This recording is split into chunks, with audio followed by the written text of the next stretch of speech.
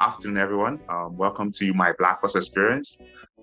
This is a forum where you guys can learn about previous cohorts, members, students, and how they were able to navigate through the Salesforce ecosystem, how they were able to get jobs. This is not formal. This is very casual. So everything you hear today is not scripted. Larry is going to be sharing his experience, how he was able to get a job, what the kind of stuff he does on the job and everything like that. Okay, so please feel free after the session. You can also ask him questions about his ongoing experience with Salesforce. So without wasting much time, let's introduce our guest for tonight, which is Mr. Olanrewaju Awoyemi. Please unmute yourself and tell us about yourself, who you are, what you were doing prior to coming to Canada, if you're not born in Canada, and just tell us about a bit of background about yourself.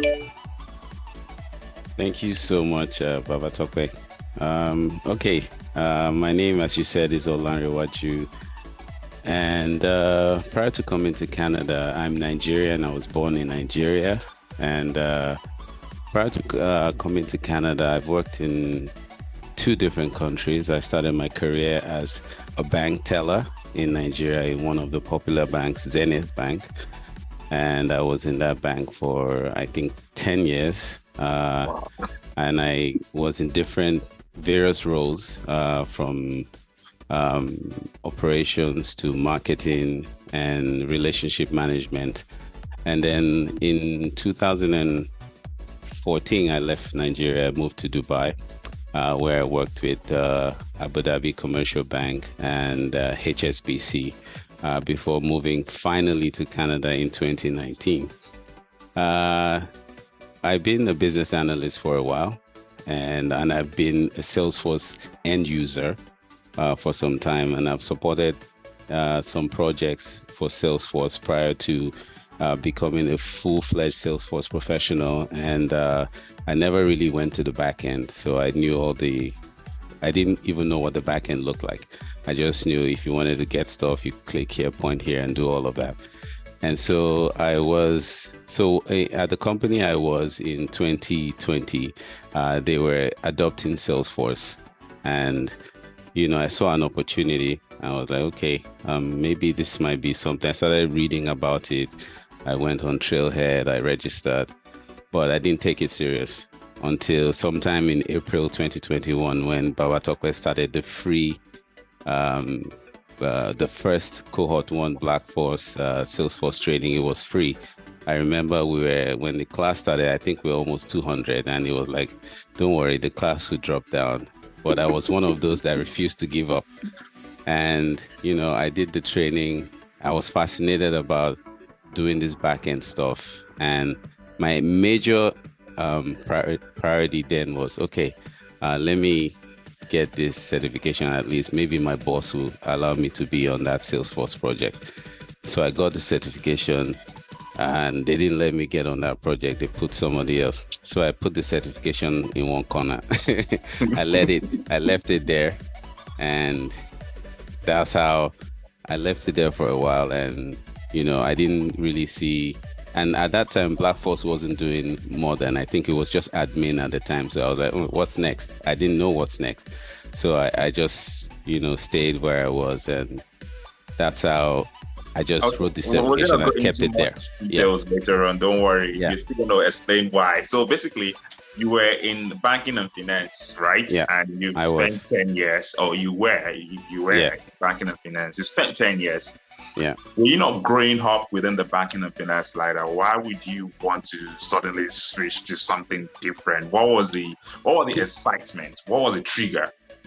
Okay, I was growing. In fact, when I decided to first leave my position in the bank, I got a promotion to make me stay, but I was tired and I wanted something different. I was hungry for something different, and then I moved out of Nigeria without having a job in Dubai at the time. So I decided to take the plunge, and I was just hungry to do something different. I was tired of the same old banking in Nigeria. I'm sure many of us folks who were working in banking in Nigeria, we were not actually doing banking. We were it was sentimental, and it was, I don't want to go into details, but many people can identify with it. So I was just looking for something different.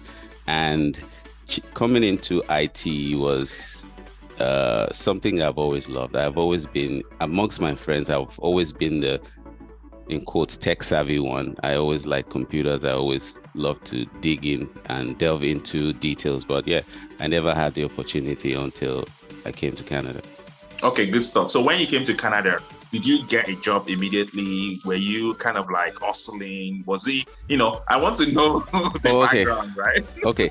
Um, when I came to Canada, I wasn't hustling. I was coming from Dubai, so I had some small change I brought in, and I had been working nonstop since 2015, 2005, I beg your pardon. So I decided to take the first like 6 months off. When I got to Canada in June, I wasn't working, I wasn't applying for jobs. I was just like, and I had a newborn. I was like, let me spend this time with my family, and you know, and so when I was ready, when I was ready to start applying for jobs, I think probably in October, November, I started applying for jobs, and I got a role with RBC at the time. So yeah, it was just, and I also ran a business, right? So I still run the business. I run a travel agency in Dubai, and I still run it. But COVID dealt a heavy blow, and things have not been the same since then. But it's still running, and yeah. Okay, that's good. Let's get into more of what you do now. So tell us in a very simple nutshell, what do you do as a business system senior Salesforce business analyst? Okay. So in a nutshell, Well, what I let's do take is the senior just, away. What do you do yeah, as a take it senior? away. Yeah, it's all just nomenclature. It's all just titles. Titles don't really mean anything, right? So for me, what I do is, I'll put it simply: I eat, live, sleep, breathe Salesforce, and Salesforce, I'm relied upon to do a lot of, technical analysis, impact analysis, looking at Salesforce, how does it support clients' requirements, what features can we leverage, how can we do low code stuff before we let's exhaust all the low code capabilities before we even think of Apex. You do those kind of analysis, and everyday stuff, look at user stories, modify them, look at configuration as well, go to the back end, see what's going on, production support as well. Yeah. Do you feel like if you don't have Salesforce experience, you can work as a Salesforce BA? No, you can't. No, you can't, because it's, even though I was the regular BA before going into Salesforce, I mean, if I didn't have the Salesforce experience, I would not be able to use that experience to do my job well, right? I will just be rumaging and not being able to see clearly. But having that experience, especially the projects we did, it exposed one to a lot of the business sense behind why we do what we do, and how it meets the requirement of the client. So it helps one to think about solutions, and and plan the design as well. Okay, good stuff. One thing I've seen, obviously, most people probably wouldn't notice this. I know some of the members in the team, I observe them. And one thing I've seen you done is you've done the admin, then you came back last course, you did service cloud, you're now again in marketing cloud. So what's driving the passion? Are you planning to become an architect? Do you see a path for you to become an architect? What's the drive? What's the drive? Why are you coming back? Okay, I'll tell you why. At first, like I said, I just got into Salesforce just to see if I could, gain more experience. And I noticed that a lot of us, yes, Nigerians, we love certifications, and I've seen many people, gathering certifications. Yes, I would love to have the certifications, so many as well, but I think what is more important is the knowledge that you gain, right? The knowledge you gain. I digress a little bit. There was a guy in the first place I got my Salesforce role. He had, I think, 12 or 16 certifications, but he couldn't do jack, right? They had to let him go. because he needed a lot of guidance. A ticket will be assigned to him, fix this, but you have to hold his hands, and at the end of the day, they have to let him go. So back to what I was saying. So my drive is, yes, I want to become an architect, but I'm not in a hurry to do it. I'm more interested in getting the knowledge, knowing, the first admin you do, trailhead based, you never really worked in a live org, right? And yes, it gives you that confidence. Yes, let's keep going, let's keep getting this. But yeah, that is my target. That is how where I see myself will be, maybe probably in the next 3 to 5 years, an architect. But I'm taking it slow. I'm immersing myself in the ecosystem, learning all I can learn. I'm hungry, and yeah, that's my drive. I want to be a solutions architect soon, and Salesforce is something that is addictive. I'm sure many of us can relate to it. Sometimes I'm in the bed and I remember, oh, this is how I should have done it. This is the formula I should have used. And Yeah. Okay, good stuff. So now, let's go into a little bit of Blackforce training. Okay. Yeah. So you've done a bit of training with us. I'm trying to find out, what was the experience like? Was this sufficient enough for you to get started? When you got your first job, right? I know you said you did Salesforce before, but when you got your first job, was the Blackforce training enough for you to get started and feel confident that you know what you're doing? Oh, 100%. I mean, when I got my first role, it was I leveraged what I learned in Black. Like I told you, I've never seen, before Blackforce, I hadn't seen the back end of Salesforce before, right? So it was that training I went through, the projects. Those were the things that gave me that first confidence to go in an interview and defend what I had on my CV, right?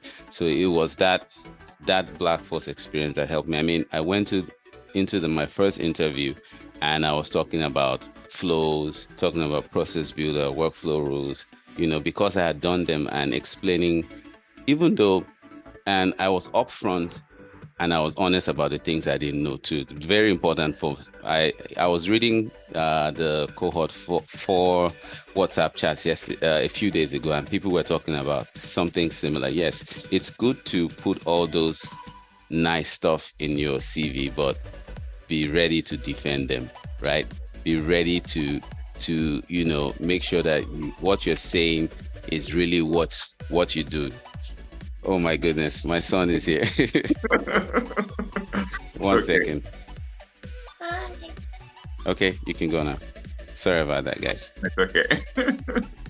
All right. So yeah, it was what gave me the confidence to go into an interview. I wouldn't have had the confidence, to enter that interview. And something I failed to tell you was that after Blackforce training, I kept my CV, I kept my certification, right? Then when I remembered around November, I was like, oh, I have this certification. Let me even try and get a job. I think I did about 30 different applications, and I got one interview, and the one interview led to the one job. The first Salesforce role I got. So it was there, and the more we interview, the more the confidence builds, and the more you can go into those interviews and defend what you have on your CV. That's good. That's good. Well done. So I remember when you got your first job, you were surprised. Like yeah, I told you. I called you. Surprised you or the role, but I know you were surprised and you were just speechless, right? So tell us about that experience. Tell us about that first job experience whereby you got speechless with what you were rewarded with. Okay. Really, I was surprised because it was the first. Like I told you, and it was amazing because yes, the money was good. And one thing I want to advise people also who don't be too excited when they offer you 6 figures, because 6 figures has levels to it, right? And don't think 6 figures, oh, this is enough. I have always negotiated every offer I have received. Always. The highest thing they can do is tell you, no, we can't increase it. It's either you take this or you leave it. You have to negotiate because nobody offers you the highest band at the first try. They give you something close and then see if you take it. But I always negotiate. I always come back to you and say, this is what they're offering me, but I think they can do more. And you say, yes, This, so I was surprised, number one, on the money, and two, the fact that, oh, this is me coming from nowhere and, being able to defend myself and get a role and a good offer in Salesforce. Yes, that gave me the confidence to keep forging ahead. But at the back of my mind, I knew, yes, this is the time for more work. This is not, after you get the offer, that's the sweet part, but then you have to do the job, right? Yep. Yeah. So good question. I know you said you applied 30 applications and only one was able to get you a job. What was the strategy behind your application? Were you just applying blindly, or you were strategic about it? Did you put all your 10 years experience on your resume? You took some off, and what was the rationale behind your application? Okay. What was the strategy? Okay, at first I didn't have a strategy.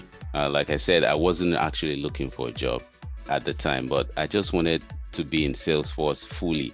So at first I would just see Salesforce in the job board and just apply.